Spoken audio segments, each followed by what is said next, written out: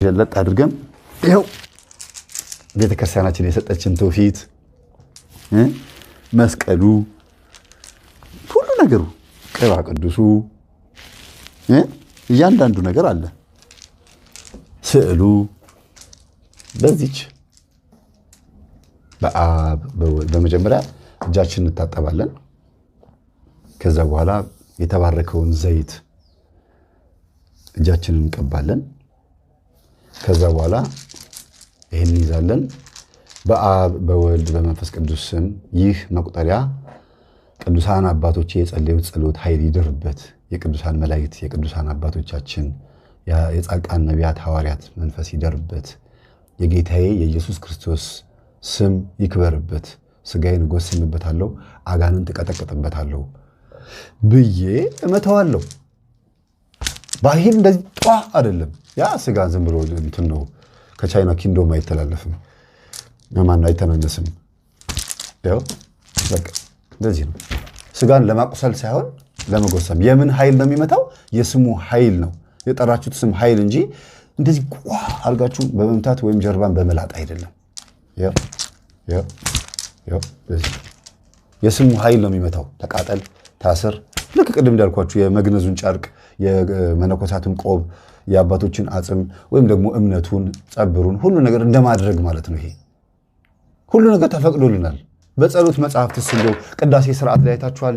ይኸው ለምሳሌ ቅዳሴ ታምረ ማርያም ከተነበበ በኋላ ወንጌል ከተነበበ በኋላ ዲያቆኑ እያሳለመ ይመጣል አይደል? ከዛ ጀርባቸውን ሲሰጡ አባቶች እናቶች ምን ይላሉ? እንዴ ያደርጋሉ አይደል? ለምንድን ነው? በጀርባ በኩል ወንጌሉ እንዲገባ ነው።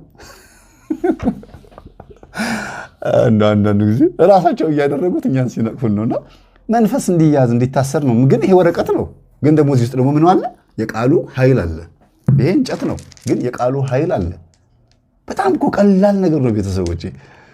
ግርም ይለኛል አንዳንድ ቀን እንደ ሀሁ ትልልቆችን መምህራኑን ለማስረዳት ስሞክር አፍራለሁ ለራሴ። ይሄ ወረቀት ነው፣ ጨርቅ ነው፣ ወረቀት ነው። ከእንጨት የተሰራው የራሱ ወረቀቱ ተለዝቦ የተሰራው። በድሮ ጊዜ ደግሞ ቆዳ ነው። የሆነ ጊዜ ላይ ሳር ስትግጥ የነበረች ፍየል ወይም በግ ቆዳ ነው የሚሆነው፣ በብራናው ጊዜ ማለት ነው። ከዛ ያቺ በግ ሞተች፣ ታረደች ማለት ነው። ከዛ በኋላ ቆዳው ተለዝቦ ተፍቆ ምን ተብሎ ብራና ተጻፈበት፣ ማነው ፊደሉ ተጻፈበት፣ ብራና የሚል ስም ወጣለት። ስሙም ተቀይሮ ማለት ነው። ይሄ አሁን እንጨት ነበረ፣ መቁጠሪያ የተባለው የአገልግሎት ስሙ ነው ማለት ነው። ይሄ አሁን መጽሐፍ የተባለው መቼም ይሄ እንጨት ይሄ ወረቀት አይደለም፣ ወረቀት ነው። አዎ ልክ ነው። እንጨት ነበረ። አዎ ድሮ ጥንተ ታሪኩ እንጨት ነበረ። ከእንጨት በፊት ደግሞ አፈር ነበረ። ግን እንደዚህ ሆኖ ደግሞ እዚህ መጣ። ቃሉ ሲጻፍበት ኃይሉ ያደረበት ቅዱስ ተባለ። ምኑ? ዕቃው መጽሐፍ ተባለ። ዕቃው መጽሐፍ ቅዱስ መጽሐፍ የተባለው በቃሉ አማካኝነት ነው። ቃሉ ነው ይሄን ዕቃ ቅዱስ ያደረገው። ሁ እያልን እንግዲህ እያስተማርን ያለ ነው። ይኸው ይሄ ደግሞ ቅዱስ የተባለው ደግሞ ወይም ደግሞ መቀጥቀጫ የተባለው ደግሞ ከዛ አንጻር ነው። ስጋዬን እጎስምበታለሁ። እንዴት ነው ስጋ የሚጎሰመው? ቅዱስ ጳውሎስ ስጋዬን እጎስማለሁ አለ። ምን ማለቱ ነው? ቤተሰቦቼ ምን ማለቱ ነው? ስጋ የሚጎሰመው እንዴት ነው? በስግደት እንዴ! እስቲ ስግደትን በራሱ ዝም ብላችሁ አስቡት እስቲ። እንደዚህ በግንባር ማስነካት ከዛ መነሳት፣ ሂደቱን ፕሮሰሱን አይታችሁታል። ምናልባት ይሄ ባይሆን የሆነ ሀገር ላይ ስግደት ወደኋላ መገልበጥስ ቢሆን ወደ ጎን መውደቅስ ቢሆን፣ እስራኤላውያን ደግሞ ንጥፍ ነው የሚሉት አይታችኋል። ስግደት ማለት ምናልባት እንደሆነ ሀገር በቴስታ ድንጋይን መምታት ቢሆን ስሙ ስግደት ነው፣ አገልግሎት ነው። እንደዛ ነው። እና ስግደትን እንደዚህ ብሎ ጎንበስ ብሎ ተነስቶ ቀና ብሎ መነሳት፣ ጉልበትን ከመሬት ጋር ማስነካት፣ መስገድ፣ ለእግዚአብሔር ክብር ማቀረብ ነው ተብሎ ሕግና ስርዓት እንደተሰራለት ሁሉ እያንዳንዱ አካሄድ የራሱ የሆነ አሰራር አለው። እምነታችን ግን ኃይል ይጨምርበታል ማለት ነው። ቅዱሳን አባቶቻችን በበረሃ ከመጽሐፍ ቅዱስ ጋር የማይገናኝ የሚመስል ግን የእምነታቸው ጥግ እና የፍቅራቸውን ጥግ ለማሳየት ብዙ ነገር እኮ አድርገዋል እኮ። ማለት አቅርቤላችኋለሁ መቁጠሪያ ምናምን ብዬ ያቀረብኩላችሁ የለም ከዚህ በፊት በጣም ሰፊ ትምህርት አለ። የቅዱሳን አባቶችን ታሪክ አባ ዳንኤል ላይ እንዴት ያደርግ እንደነበረ፣ በቆባቸው እንዴት ያደርጉ ነበር፣ ጭንቅላታቸውን እየፈነከቱ እያደሙ ወፎቹን ይመግቡ ነበረ። ምን ማለት ነው ስታስቡት? እንዴት ነው እንደዛ የሚሆን? አትልተውት ማለት ነው። ይሄን አትልተውት ወፎች ይመጣል ይበሉታል ይላል።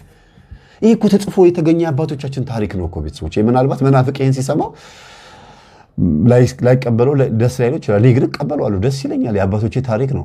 ይሄ ግን የመጽሐፍ ቅዱስ ሕግ ነው፣ ስርዓት ነው። አባ ቡላ ነው አባ ማን ነው አባ አቡነ ሀቢብ ይመስሉኛል፣ ስማቸው ለጊዜው ተዘንግቶኛል። ከኮረብታ ላይ የሆነ ከፍ ካለ ነገር ላይ እየተፈጠፈጡ ለክርስቶስ ነው ይህን ዋጋ የሚቀበሉ ይላሉ። እየወደቁ ለራሳቸውን ለማጥፋት ተው ብሎ ክርስቶስ መጥቶ እስኪነግራቸው ድረስ ማለት ነው። ይሄ ስርዓት ነው፣ ሕግ ነው። ግን ይህ አባቶች ያሰቡት የሄዱበት መንገድ ነው። እና ለምሳሌ አባ ዮስጦስ ገላቸውን ታጥበው አያውቁም ነበር ይላል። ግን ክርስቲያን ንጽሕናውን ይጠብቅ ይላል። ምን ማለት ነው? እንዲህ እያሉ ሲያወሩባቸው አገልጋዮች ይሄ ነው ይሄ ያ ነው ብላችሁ አታውሩ ብሎ ይናገራሉ። በልብ ውስጥ ያለውን ንጽሕና ብቻ ጠብቁ ይላሉ ሲናገሩ።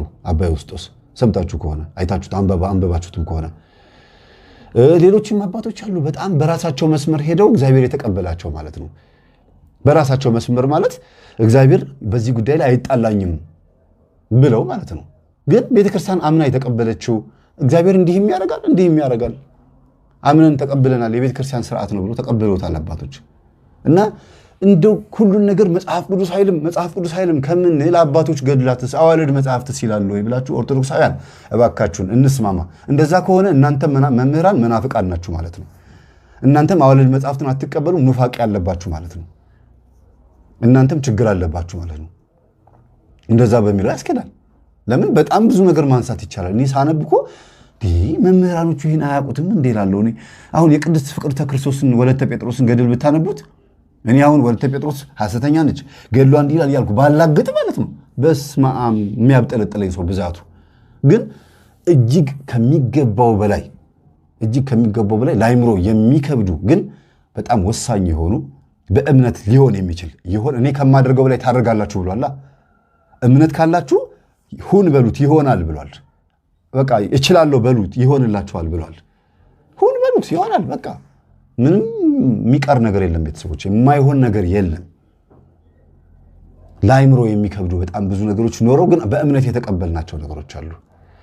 ምን ነው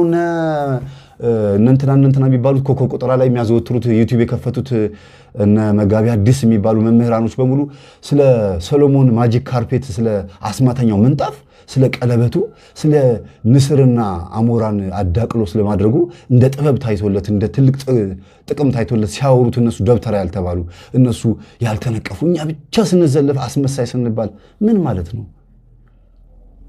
ኦሪዮን ከዋክብት የቅድስና ከዋክብት ናቸው እየተባሉ ሰማይ ላይ ያለውን ዞዲያክ እንደ አንድ ጥበብ ሲቆጥሩት በመጽሐፍ ቅዱስ በመጽሐፍ ሄኖክና በተለያዩ አባቶቻችን ገድላት ውስጥ ሁሉ ኮከብ ቆጣሪ ሲወገዝ ማለት ነው። በታምረ ማርያም ላይም ጭምር። ታምረ ማርያምን ባነብላችሁ ጉድ ነው የምትሉት። በጣም ብዙ ነገር አለ ቤተሰቦቼ። ጉድ ነው የምትሉት ስላችሁ መልስ የሚሆኑ መምህራንንም ሆነ ነቃፊዎችን ማንኛዎቹን በሙሉ አፍ የሚያዘጋ እኛም ደግሞ ምንማማርበት ግን በቃ ጉንጭ አልፋ ይሆንብኛል፣ እንደው ዝም ብሎ መድከም ይሆንብኛል። ግን በስሜት እንድናገር የሚያደርገኝ ምንድነው? አንድ ማይክሮፎን ይዘው አንድ መምህር አንድ ማይክሮፎን ይዘው እልፍ ሰዎችን ስለሚያሰናክል ነው እነሱ ላይ ትኩረት የማደርገው። በጣም ብዙ ሰዎች ተመሳሳይ ባህሪ የሚኖራቸው በአንዲት ማይክሮፎን ነው፣ ከአንድ አንደበት በምትወጣ። ያ ነው ትልቁ ችግር፣ ትልቁ ከባዱ ችግር ያ ነው። ደግሞ ይጠየቅበታል በነፍሱ። የሚገርማችሁ በጣም እኔ አሁን ይሄ ቅርብ ጊዜ ሊያገዘኝ መጣ ያልኳችሁ በጩቤ መቀመጫውን የተወጋው ሰባኪ ያገዘኝ ወንድማችን ምን አለኝ? በእርስ በርስ በምናወራበት ሰዓት በቴዎሎጂ የሚሆን በመምህራን ተገናኝተን ስናወራ በብዛት ስላንተ እንደዚህ ስለሚፈውሱት ምናምን እናወራለን እና ፈሪዎች ናቸው፣ በድፍረት መጥተው መናገር የሚችሉ አይደሉም፣ አቅም የላቸውም፣ ኖሃው ግንዛቤው የመናፍስት ስለማወቅ ግንዛቤውም የላቸውም። ኢቭን ገላት ድርሳናትን ብቻ በማወቅ እኮ ማወቅ ይችሉ ነበረ። ኢቭን የጠቋር ማን እንደሆነ ባያውቁም አይነ ጥላ ማን እንደሆነ ባያውቁም ዝም ብሎ ገድላት ድርሳናት ስንክሳሩን አዋልድ መጽሐፍቶችን በማንበብ ብቻ አንድምታዎችን በማወቅ ብቻ ብዙ ነገር መረዳት ይችሉ ነበረ። ግን ተሐድሷዊ እንትን አለችባቸው፣ ብናኝ የሆነች አቧራ ነገር አለችባቸው አብዛኛዎቹ። ተሐድሷዊ ኑፋቄ እንኳን አትሉትም፣ የተሟላ ነገር የለም።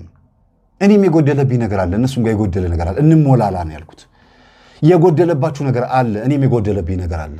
የጎደለብኝ ነገር ሙሉልኝ፣ እንስማ። አንድምታው ላይ ብዙ ነገሮች ላይ የተለያዩ ነገሮች ላይ መስማት ያለብን እንስማ። እናንተም ደግሞ የጎደላችሁ ነገር እንዳለ እወቁ እንጂ የግዴታ ተመርቆ ስለወጣ ቀሚስ ስለለበሰ ወይም ስለጠመጠመ ብቻ ስለ መናፍስት ያውቃል፣ ስለ እያንዳንዷ ነገር ስለ ብቃት ያውቃል ማለት አይደለም። የጎደለሽ ነገር አለችብህ። አለበለዚያ ይሄም ነገር ውስጥ እኔ እገባለሁ ብለህ ካሰብክ እኛ እንገባለን ብለህ ካሰብክ በዘመናችን ውስጥ እግዚአብሔር እንደሚሰራ ዘንግተሃል። እንደ አባ ዮሐንስ እንዳሁን እንዳነበብኩት እንደ አባ ዮሐንስ ተአምራት እንሰራለን ወይም ተገልጦልናል የሚሉትን ሰዎች አውግዞ ግን ራስ ላይ ደግሞ ምልክት ማሳየት ያስፈልጋል። ይቻላል። እውነተኛ የሆነው ምልክት ማሳየት ይቻላል። ትችላለህ። ትክክል አይደለም ካልክ ትክክለኛውን ማሳየት ነው ብዬ አስባለሁ። የነፍስ ማዕድ ክፍል 30 በዚህ ተጠናቋል። ረጅም ነው አይደለም?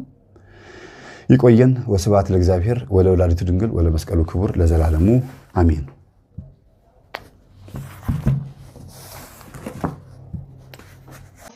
የአምልኮ ስግደት እንዴት ነው መስገድ ያለብን? በቀን ስንት ነው መስገድ ያለብን? የአምልኮ ስግደት ምን እያልን ነው የምንሰግደው? እንዲሁም ጾር ወይም ስጋዊና የክፉ መናፍስት ውጊያ ያለበት ሰው በበዓለ ሃምሳ እንዴት ነው መስገድ ያለበት? በበዓለ ሃምሳ በመቁጠሪያስ መቀጥቀጥ ይቻላል የሚሉትን በሰፊው እንመለከታለን። በመግቢያ ስለ ስግደት እንደነገርኳችሁ ሁሉ ስለ አምልኮ ስግደት ጥያቄ ከማንሳታችን በፊት የአምልኮት ስግደት ማለት እንኳን እኛ ቅዱሳን መላእክት ለእግዚአብሔር የሚገዙበት ስግደት ነው። ቅዱሳን መላእክት ለእግዚአብሔር የአምልኮት ስግደት እንደሚሰግዱ ቅዱስ ዮሐንስ በራእዩ ምዕራፍ 7 ቁጥር 11 ላይ መላእክቱ ሁሉ በዙፋኑና ሽማግሌዎቹ በአራቱም እንስሳ ዙሪያ ቆመው ነበረ። በዙፋኑ ፊት በግንባራቸው ተደፉ፣ ለእግዚአብሔርም እየሰገዱ በማለት ጽፎልናል። እዚህ ላይ መላእክቱም የተባሉት በአጠቃላይ በሰማያት ያሉት ሊቃነ መላእክት ከነሰራዊታቸውና ስፍር ቁጥር የሌላቸው የእግዚአብሔር ቅዱሳን መላእክት ናቸው። ሽማግሌዎቹ የተባሉት የስሉስ ቅዱስን መንበር የሚያጡ 24ቱ ካህናተ ሰማይ ናቸው። አራቱም እንስሳ የተባሉት የሰው ገጽ፣ የአንበሳ ገጽ፣ የላም ገጽ፣ የንስር ገጽ ያላቸው ኪሩቤል የሚባሉት ናቸው። ስለዚህ በሰማይ ያሉ ሊቃነ መላእክት ከነሰራዊታቸው 24ቱ ካህናተ ሰማይ 40ቱ እንስሳና ቅዱሳን መላእክት በሙሉ ለእግዚአብሔር የአምልኮት ስግደት ይሰግዳሉ። ወዳጆች የአምልኮት ስግደት በዓለመ መላእክትም ያለ ነው። ሌላው ትልቁና ዋናው ቁም ነገር ቅዱሳን መላእክት በግንባራቸው ተደፉ ተብሎ ነው የተጻፈው።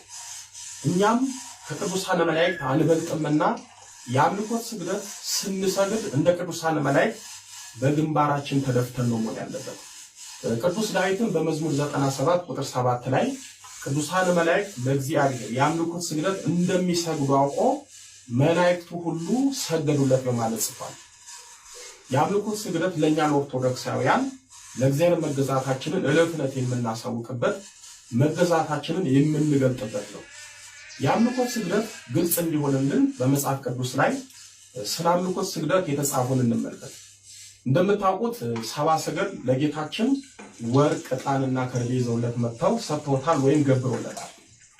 ሰብአ ሰገል ለጌታችን ወርቅና ዕጣን ከርቤ ከመስጠታቸው በፊት ጌታቸው ፈጣሪያቸው እንደሆነ አውቀው ከወርቁና ከዕጣኑ ከከርቤው በፊት ያቀረቡለት ስግደትን ነው። ልብ ብላችሁ ሰው የማቴዎስ ወንጌል ምዕራፍ 2 ቁጥር 1 ላይ ወደ ቤትም ገብተው ሕፃኑን ከእናቱ ከማርያም ጋር አዩት፣ ወድቀውም ሰገዱለት። ሳጥናቸውንም ከፍተው እጅ መንሻ ወርቅና ዕጣን ከርቤም አቀረቡለት ይላል። እዚህ ላይ ልብ ልንለው የሚገባን ነገር ሰብአ ሰገል ለጌታችን ከእጅ መንሻው በፊት እጅ መንሻ አድርገው ያቀረቡለት የአምልኮት ስግደትን ነው። ልብ በሉ። ጠቅለል ተደርጎ ሰብአ ሰገል ተባለ እንጂ ሰብአ ሰገል የተባሉት ሦስቱ ነገሥታት ከነሰራዊታቸው ነው። ስለዚህ ሁሉም ለጌታ የአምልኮት ስግደት አቅርበውለታል። ከአምልኮት ስግደት በኋላ ነው እጅ መንሻው ወርቁን ዕጣኑንና ከርቤን ያቀረቡለት። ወድቀውም ሰገዱለት ተብሎ የተጻፈው አንድም ለኛ ነውና እኛም የአምልኮት ስግደት ስንሰግድ እንደ ሰብአ ሰገል ወድቀን መስገድ ያለብን። ወዳጆቼ ሰብአ ሰገል ከእጅ መንሻው ወይም ከስጦታው በፊት ስግደትን እንዳስቀደሙ ሁሉ እኛም ለእግዚአብሔር በየዕለቱ እጅ መንሻ አድርገን የምናቀርበው ጸሎት ነው። ነገር ግን ከጸሎት በፊት የአምልኮት ስግደት ይቀድማል። ይህ ማለት እጅ መንሻውን ጸሎት ከማቅረባችን በፊት እንደ ሰብአ ሰገል ወድቀን የአምልኮት ስግደት ማቅረብ አለብን። ሌላው ጌታችን በሚያደርግበት ጊዜ ቅዱሳን ሐዋርያት ያደረጉትን ነገር ቅዱስ ሉቃስ ጽፎታል። ቅዱስ ሉቃስ በሉቃስ ወንጌል በምዕራፍ 24 ቁጥር 52 ላይ ሲባርካቸውም ከእነርሱ ተለየ፣ ወደ ሰማይም ማረገ፣ እነርሱም ሰገዱለትና በብዙ ደስታ ወደ ኢየሩሳሌም ተመለሱ ብሏል። ቅዱሳን ሐዋርያት ጌታችን ሲባርካቸው ሰገዱለት ተብሏል። ዛሬም እኛ ለጌታችን ለፈጣሪያችን ለመድኃኔዓለም የአምልኮት ስግደት የምናቀርበው የአምልኮት ስግደት ስለሚገባውና እንደ ቅዱሳን ሐዋርያት ለመባረክ ነው። የአምልኮት ስግደት እንዴት እንደሚያስባርክ አያችሁ። ይህ ብቻ አይደለም። ጌታችን ቅዱሳን ሐዋርያትን ሲባርካቸው እነርሱም ሰገዱለትና በብዙ ደስታ ወደ ኢየሩሳሌም ተመለሱ ተብሎ እንደተጻፈ እኛም ለጌታችን የአምልኮት ስግደት ስንሰግድ እንደ ቅዱሳን ሐዋርያት በብዙ ደስታ እንታጀባለን። በጸጋ በሞገስ በበረከት በቡራኬ በመንፈሳዊ ኃይል መንፈሳዊታችንን እንኖራለን። ስለዚህ የአምልኮት ስግደት ዕለት ዕለት በማቅረብ ዕለት ዕለት እንባረክበታለን። ዲያብሎስ ጌታችንን በገዳመ ቆሮንቶስ ሲፈትነው የዓለምን መንግስታት ሁሉ ክብራቸውን አሳይቶ አያፍርምና ጌታችንን ወርቀ ብትሰግድልኝ ይህንን ሁሉ እሰጥሃለሁ አለው። ሰጪውን ጌታ ጌታችንም አንተ ሰይጣን ለጌታ ለአምላክ ስገድ እርሱንም ብቻ አምልክ ተብሎ ተጽፏል በማለት እንዳሳፈረው ቅዱስ ማቴዎስ በምዕራፍ 4 ቁጥር 9 እስከ 10 ላይ ጽፎልናል። እዚህ ላይ ልታስተውሉት የሚገባው ሶስት ነገር አለ። አንደኛው ሰይጣን ሰዎች እንዲሰግዱለት ምን ያህል እንደሚፈልግ ጌታን ስገድልኝ በማለት አሳይቶናል። ሁለተኛው የአምልኮት ስግደት የሚገባው የሚቀርበው የሚሰገደው ለእግዚአብሔር ብቻ መሆኑን ነው። ሶስተኛው ለእግዚአብሔር የአምልኮት ስግደት መስገድ እንዳለብን ነው። ስለዚህ ጌታችን በዚህ የሰይጣን ፈተና ያስተማረን አንዱ ነገር የአምልኮት ስግደትን ነው። የአምልኮት ስግደት ሳይሰግዱ የሚጸልዩ ሰዎች ማለት ሰባ ሰገል ለጌታችን ያቀረቡለትን እጅ መንሻ ገልብጦ ወይም በተቃራኒ ማቅረብ ማለት ነው። ያ ማለት ምንድነው? ሰባ ሰገል መጀመሪያ የአምልኮት ስግደትን ለጌታ አቅርበው ነው እጅ መንሻውን ያስከተሉት ወይም የሰጡት እንጂ እጅ መንሻውን ሰጥተው አይደለም የሰገዱለት። በብዙዎቻችን የአምልኮት ሕይወት የሚታየው ከአምልኮት ስግደት በፊት እጅ መንሻውን ጸሎትን ነው የምናስቀድመው። ከአምልኮት ስግደት በፊት ለጌታችን እጅ መንሻ ወርቅ፣ ዕጣንና ከርቤ የሚሰጥ የሚቀርብ ቢሆን ኖሮ ሰባ ሰገል አስቀድሞ እጅ መንሻውን ለጌታችን ሰጥተው ከዛ ይሰግዱ ነበር። መጽሐፍ ቅዱስ ግን የሚነግረን በመጀመሪያ ስግደት አቀረቡለት፣ ከዛ እጅ መንሻውን ሰጡት። ይሄ ነው ለእኛ አምልኮት መሆን ያለበት። እጅ መንሻውን ጸሎት አስቀድመን የአምልኮት ስግደትን የምንተዋለን። ይህ ልክ አይደለም። ሰባ ሰገል ለጌታችን ስግደቱንና እጅ መንሻውን እንዳቀረቡለት ሁሉ እኛም በአምልኮት ሕይወታችን የአምልኮት ስግደትንና እጅ መንሻውን ጸሎት አብረን ነው ማቅረብ ያለብን። ሰባ ሰገል ለጌታችን ስግደቱን ከእጅ መንሻው ነጣጥለው ወይም ለይተው አላቀረቡለትም፣ አንድ ላይ ነው ያቀረቡለት። እኛም የዕለት ተዕለት የአምልኮት ስግደትን ከዕለት ተዕለት ጸሎት ጋር በአንድነት ነው ማቅረብ ያለብን። እዚህ ላይ ልብ ልትሉት የሚገባው የአምልኮት ስግደት ጸሎት ከመጀመራችንና ጸሎት ከጨረስን በኋላ መስገድ እንችላለን። ይህ ግልጽ እንዲሆንላችሁ አንደኛው የዕለቱን ያስለመዳችሁትን ጸሎት ከመጀመራችሁ በፊት በመጀመሪያ አምልኮት ስግደት ሰግዳችሁ እንዳበቃችሁ የተለመደውን ጸሎት መጸለይ ትችላላችሁ። ሁለተኛው ያስለመዳችሁትን ጸሎት ከጨረሳችሁ በኋላ የአምልኮት ስግደት መስገድ ትችላላችሁ። ዋናው ቁም ነገሩ የአምልኮት ስግደት ከጸሎት በፊትና ከጸሎት በኋላ ማድረጉ ሳይሆን የአምልኮት ስግደትን ከጸሎት ሳንለይ እንዳስለመድነው ከጸሎት በፊትም ይሁን ከጸሎት በኋላ መስገዳችን ነው የሚፈለገው። የአምልኮት ስግደትን ትተን ጸሎት ብቻ የምናደርግ ከሆነ ወይም የአምልኮት ስግደትን ከጸሎት ከለየን በአንድ እጅ እንደማጨብጨብ ነው። ሲጀመር በአንድ እጅ አይጨበጨብም። የአምልኮት ስግደትም ከጸሎት አይለይም። ለማጨብጨብ ሁለት እጅ የግድ ያስፈልጋል። በአምልኮት ሕይወትም ለመትጋት የግድ ጸሎት ከአምልኮት ስግደት ጋር ያስፈልጋል። በመናፍስት ውጊያ ጊዜ ጸሎታችን ከስግደት ከተለየ፣ በተለይ መስገድ እየቻለን ጸሎታችን ከስግደት ጋር ካልተጣመረ የአንድ እጅ ጭብጨባ ይሆናል። በሁለት እጅ ስናጨበጭብ ጭብጨባችን ድምፅና ኃይል አለው። ጸሎትን ከስግደት ጋር ሲዋሃድ ሁለት መሳሪያ እንደመታጠቅ ነው፣ የበለጠ ኃይል አለው። የዕለት ተዕለት የአምልኮት ስግደት ማለት ነፍስና ስጋ ያላቸው አንድነት ቁርኝት ማለት ነው። ነፍስ ከስጋ ከተለየች ስጋ ሕያው አይሆንም፣ ይሞታል።